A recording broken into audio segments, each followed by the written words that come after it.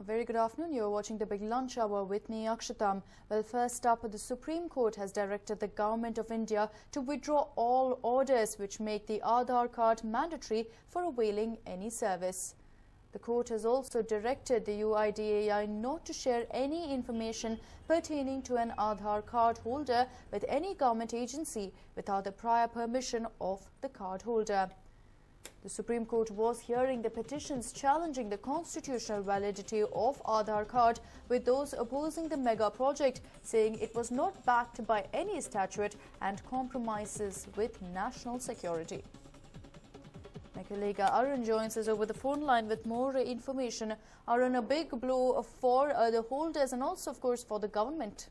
That's right, Akshita, because this is a major development. Remember, there was a PIL which had been filed questioning the decision of the government to insist on Aadhaar for some of these government services which are being provided, notably the subsidy on LPG, which was being directed directly to the bank account through the Aadhaar linking scheme. Now, with the Supreme Court insisting that these details need not be shared by the Aadhaar card holder, two questions immediately need a response or an answer. And first question is whether the Aadhaar scheme itself becomes relevant at this point of time. Remember, there were budgetary allocations made for the rollout of Aadhaar scheme. 60 crore people or 600 million people have been issued the Aadhaar scheme. In fact, that is the biggest calling card, if one can use that phrase, of Nandan Nilekani, the former co-founder of Infosys and the chairman of the UID, who is contesting as the Congress's official candidate from Bangalore South constituency.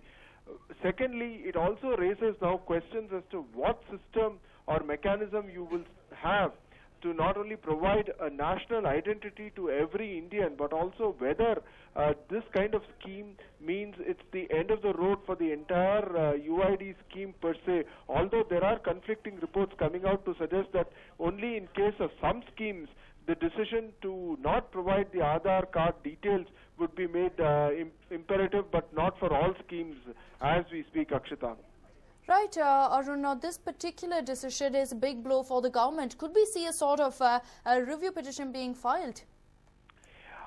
Remember, this particular decision comes after actually the Supreme Court was asked to review its own decision. Remember, there was a PIL which was filed, and based on the PIL, a decision was taken that Aadhaar would not be mandatory. It immediately hit the oil marketing companies because the LPG subsidy was being linked to Aadhaar cards and the bank accounts.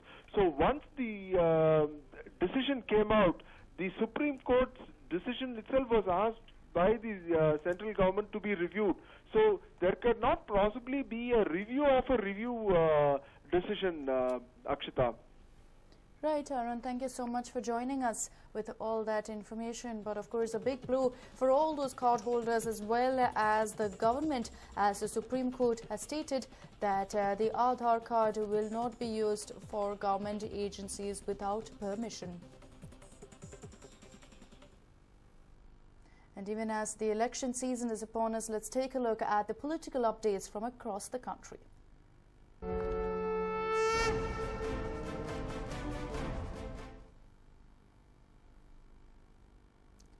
First up, tracking one of the biggest updates of the day, asserting that he is not a piece of furniture to be adjusted after polls. Senior BJP leader Jaswant Singh has filed his nomination papers from Barmer as an independent.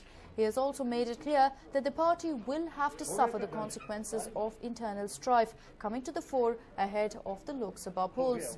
Back-channel efforts were underway to bring him around, according to BJP sources, but the veteran leader showed no signs of relenting. And as expected, Jaswant Singh going ahead and filing his nomination as an independent. This, of course, is a big blow for the BJP, even as it is dismissing rumours of a rift within the party. This particular move definitely doesn't augur well for the Saffron Party. Jaswant Singh held a meet with his supporters, and after that they, of course, decided that he will go ahead as an independent candidate, bringing to a close his innings with the BJP.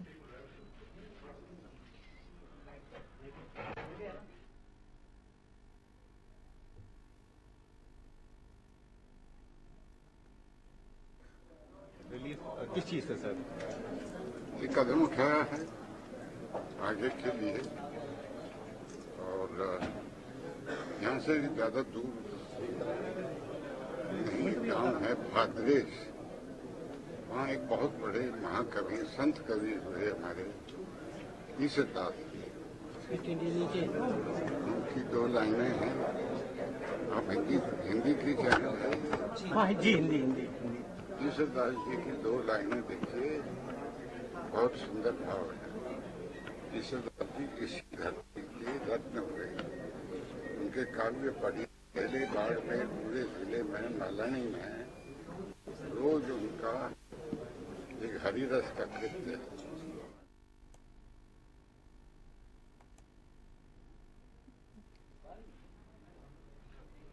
Well, Jaswant Singh speaking to the media there right after going ahead and filing his nomination. In fact, a couple of days ago, even as all of these political updates were taking place, there was a lot of talk that he may join the Congress. But now that has been put a rest to, as Jaswant Singh made it very clear that he is still a staunch BJP supporter, just that he did not believe in adjustment politics and went on to state that he is not a piece of furniture.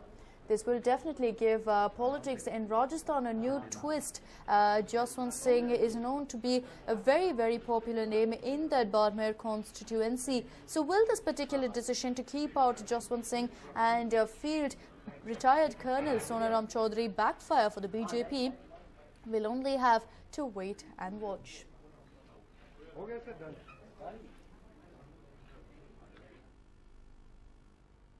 And well, BJP leader Mohan Kundaria, who is the Lok Sabha candidate from Rajkot in Gujarat, has courted a controversy by walking over school children at a function.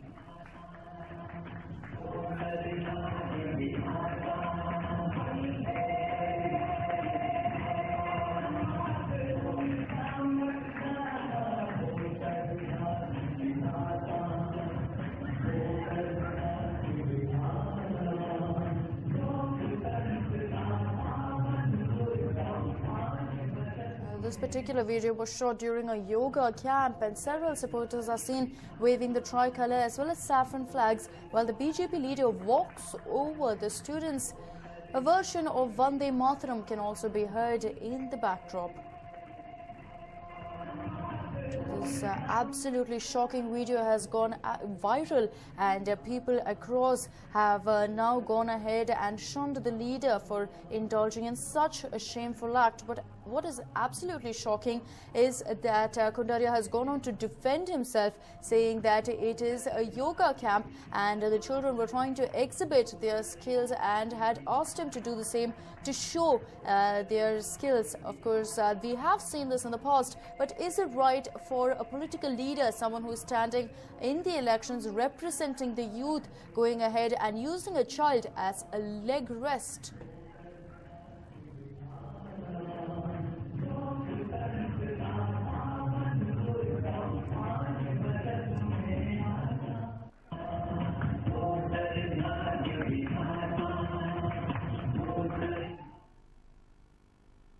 Chief Minister Siddaramaiah has launched a scathing attack on Modi from Mysore. Siddaramaiah said that it is wrong to chant Hara Hara Modi because he is a Narahara, which quite literally translates to a manslaughterer. Siddaramaiah made the remark in context of Modi's alleged role in the 2002 Gujarat riots. He further said that Modi has been using illegal money for his campaigns and that a clean sheet does not make Modi innocent.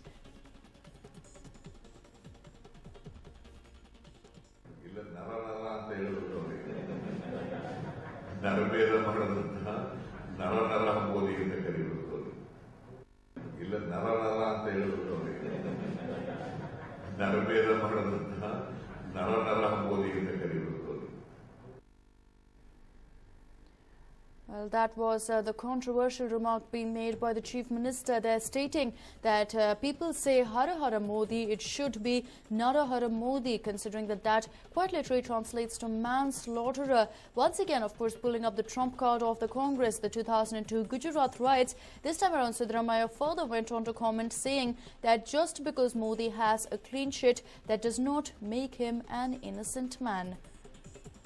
Of course, the Chief Minister did not stop at that. He seemed to be on a Modi bashing spree as he went on to also state that that Modi was using illegal money to run their campaigns and that money was being provided by industrialists. He also, of course, went on to state that the only reason Narendra Modi was chosen as the BJP Prime Ministerial candidate despite the opposition of several senior leaders was that he was a strong RSS man.